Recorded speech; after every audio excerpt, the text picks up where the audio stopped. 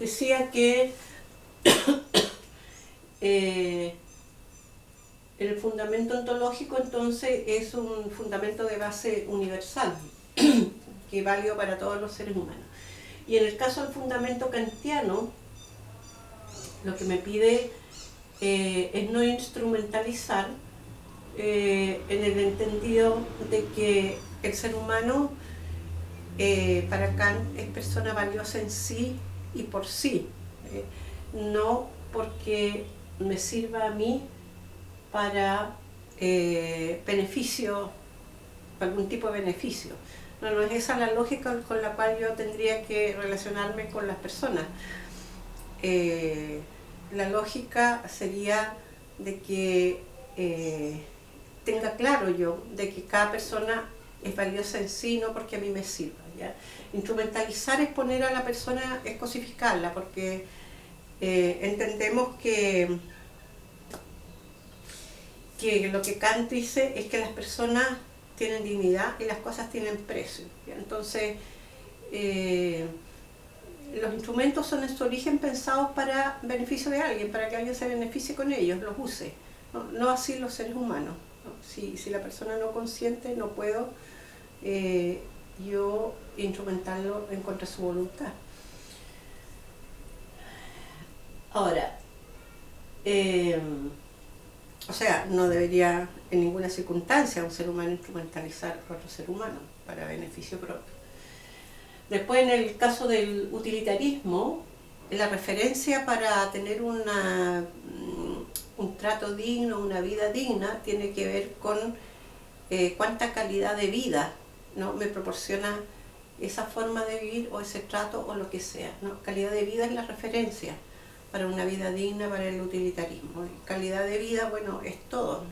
Calidad de vida desde el trato cotidiano que nos damos hasta cuántos derechos efectivamente nosotros se nos están cumpliendo o se nos están respetando, o bueno, el trato hacia el paciente, por supuesto.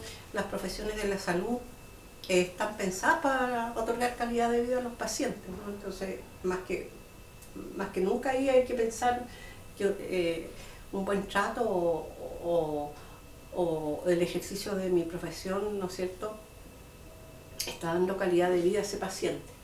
Y en el caso de esos serían los fundamentos. Después, el otro grupo de elementos de juicio son los modelos éticos de referencia. Y aquí la pregunta es, ¿qué debo hacer para que mi conducta sea moralmente correcta? Y hay una respuesta desde el principialismo, de la ética dialógica, el deontologismo kantiano y el utilitarismo. En el caso del principialismo, ¿qué debo hacer para que mi conducta sea moralmente correcta? Bueno, actúe de acuerdo al principio de autonomía, de beneficencia, no maleficencia y justicia. El principio de autonomía tiene, no es solo, no, prácticamente es incomprensible. El principio de autonomía se manifiesta de dos formas. Uno como consentimiento informado y otro como confidencialidad. En el caso del consentimiento informado, los conceptos claves son tres: información suficiente y comprensible, voluntariedad, capacidad y competencia. Lo que me pide acá entonces que informe suficiente significa no excederme en información de tal forma que el paciente se pueda angustiar o asustar, pero tampoco omitir lo que sí debe conocer sobre su persona. Y comprensible, ocuparme de que efectivamente entienda lo que le estoy informando y permitir que haga preguntas y qué sé yo. Voluntariedad, capacidad y competencia dice relación con las capacidades del agente moral que yo debo respetar. En el caso de la confidencialidad, tiene que ver con guardar silencio respecto a lo que el psicólogo conoce en el ejercicio de su profesión. Y ahí la idea es que tenemos una intimidad, ¿no es cierto? En nuestra conciencia guardamos muchos contenidos íntimos, experiencias que hemos vivido, situaciones, y esa es nuestra sagrada intimidad. Y solamente cada cual sabe a quién deja pasar hacia esa intimidad. ¿Le abro la puerta o no le abre? En el caso acá, entonces, esa intimidad se manifiesta de tres maneras, como intimidad observacional, decisional e informacional. Intimidad observacional lo que me pide la ética es que mi persona, mi cuerpo, en el caso de, estamos hablando en el ámbito de la salud, solamente puede ser observado por el equipo profesional a cargo mío. Nadie más, si yo no lo autorice, salvo que lo autorice, podría ser observado. Observado significa observar directamente, grabar o fotografiar. Y decisional tiene que ver con el hecho de que el agente moral, el paciente agente moral decide sobre su persona. Él decide, no el profesional ni otra persona, tercera persona, ni la familia ni el amigo. Él o ella decide. Y informacional, la intimidad son mis datos íntimos, mis datos clínicos, mi ficha clínica. Ahí está, todo eso es dato sensible, ahí está toda mi información médica, clínica. ¿Ya? Entonces, eso es propiedad mía. Solamente, nuevamente, el equipo tratante puede acceder a ello, pero no alguien que no esté relacionado con mi tratamiento, salvo que yo autorice. Y el principio de beneficencia me pide cuidar la vida y la salud del paciente, maximizar beneficios y minimizar riesgos. Cuidar la vida y la salud, ese es el concepto clave, y no hacerle el bien al paciente, como a veces se dice, ¿no es cierto? Porque hacer el bien es un concepto sumamente amplio. El bien según quién, según el paciente, según el familiar, según el amigo, según el Estado, según el psicólogo, según quién. Es muy amplio, ¿no? Entonces, es cuidar la vida y la salud. Maximizar beneficios y minimizar riesgos. No someter al paciente por un beneficio de esta magnitud a un riesgo de esta magnitud. Y no maleficencia significa no hacer daño de ningún tipo, ni físico, ni psicológico, ni moral, ni espiritual. Hay muchas maneras de hacer daño. Quebrar confidencialidad es una manera de hacer daño. Delegar funciones en alguien que no está capacitado es otra forma de hacer daño, ¿no? Hay muchas maneras de hacer daño. El trato, el lenguaje, ¿no?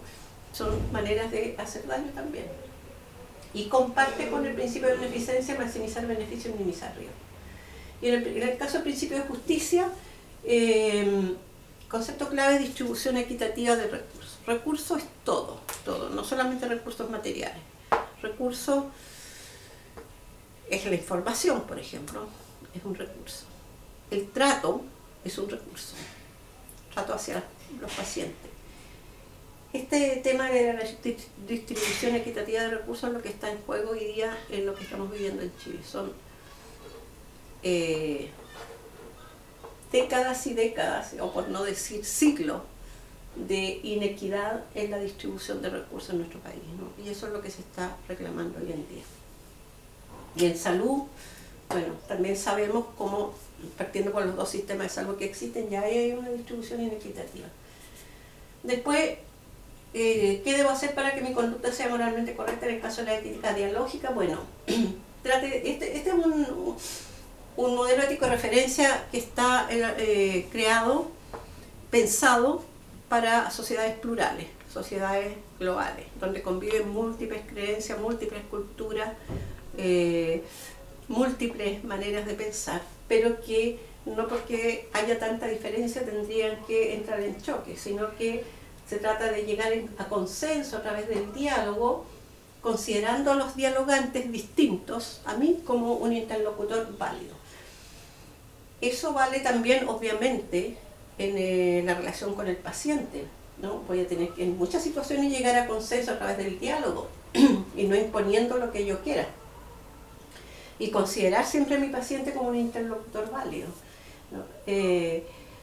Esto es otra cosa que está hoy en Chile a la orden del día. La ética dialógica opera con mesas de diálogo.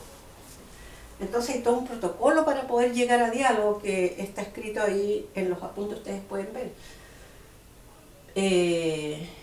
Y si ese protocolo se cumple, claro, es posible llegar al diálogo, ¿no? Por ejemplo, uno de los puntos del protocolo es relacionarse de manera simétrica, porque si nos relacionamos de manera jerárquica es bien difícil que podamos llegar al diálogo.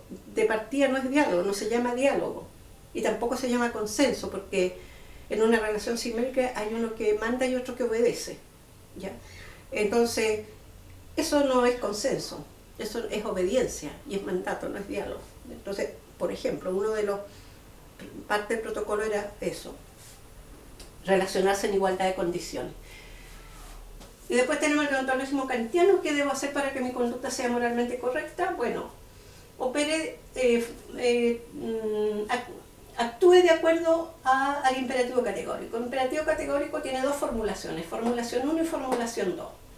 La máxima universal es actúe de acuerdo a una máxima universal.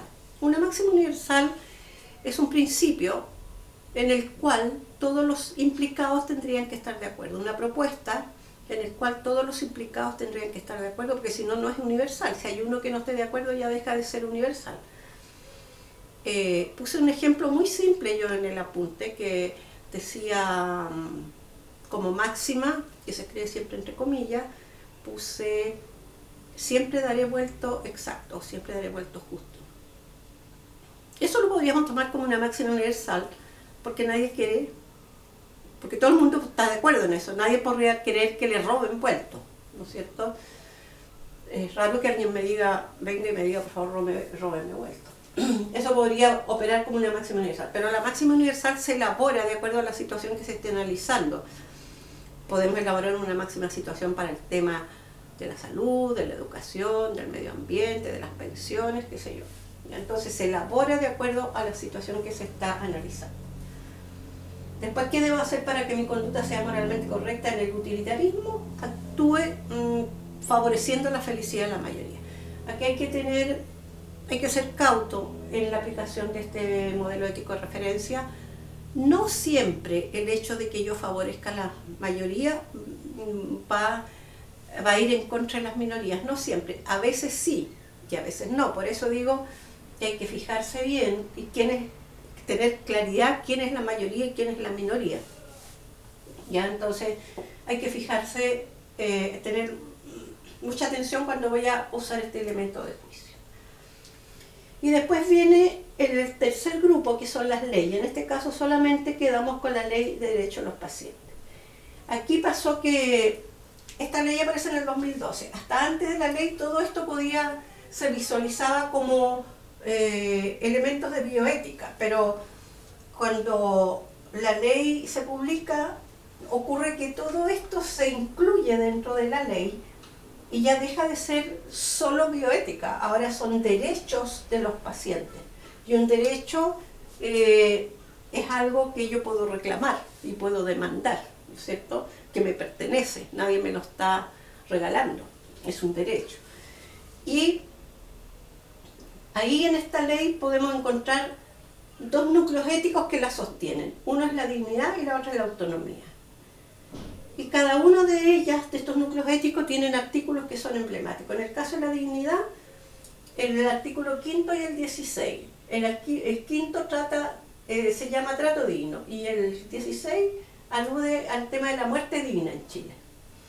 Y en el caso de la autonomía, nuevamente tenemos que separar consentimiento informado de confidencialidad. Y en el caso de consentimiento informado, los artículos emblemáticos son el 8, el 10, el 14 y el 15. Y en el caso de la confidencialidad, el 13 y el 12. Entonces, hilo conductor, el agente moral, en este caso el psicólogo, que sí o sí va a tener que tomar decisiones en su vida profesional, en el día a día, con este mecanismo biológico de sangre. Sí va a tener que tomar decisiones con consecuencias para su paciente, para sí, para todos los involucrados. Están entonces todos estos elementos de juicio que van en su ayuda para que pueda tomar la mejor de las decisiones con las mejores consecuencias para su paciente, para él y los que le rodean. Esa es la lógica de la asignatura. En el centro está el psicólogo, que toma decisiones sí o sí, y acá están todos los elementos de juicio que desde la ética le pueden ayudar cuando se encuentre frente a una toma de decisiones dilemática o no dilemáticas también, ¿no? Porque en el día a día son muchas las decisiones que se tienen que tomar, ¿ya? Y como digo, tomar decisiones razonadas, tomar decisiones argumentables y no caprichosas o al ojo. Eso no podría ser. Entonces, a eso apuntan todos estos elementos de juicio, los análisis de caso y las preguntas del foro, todos van apuntando a eso, ¿no? Esta es la visión general y el hilo conductor entonces de los contenidos de la asignatura. Bueno, la ley la vamos a ver en la unidad 3, así que ahí vamos a meternos más a fondo. Vamos a dejarlo hasta acá y cualquier pregunta que tengan, no duden, me lo pueden enviar por mail y yo les voy a responder. Muchas gracias, queridos y queridas estudiantes, que se encuentren muy bien.